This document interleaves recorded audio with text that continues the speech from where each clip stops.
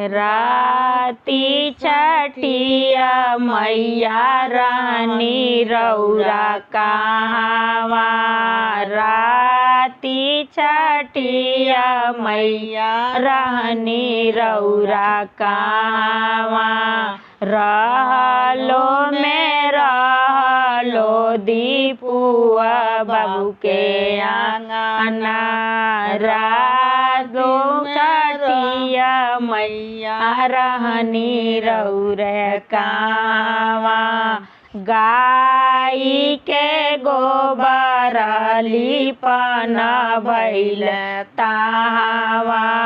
रहलो में रहलो अजय बाबू के आंगना।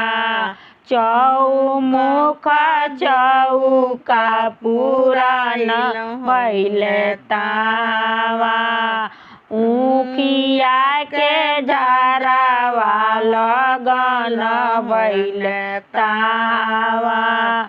जोड़ा कोसिया भरन भइल तावा।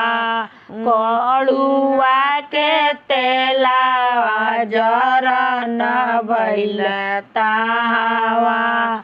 चौमुख दियावा जरन भइल तावा। जोड़ा फालावा चढ़न भइल तावा। रहलो में रहलो सिपुआ बाबू के आंगना। रहलो में रहलो विजय बाबू के आंगना। हे छठी मैया की जय।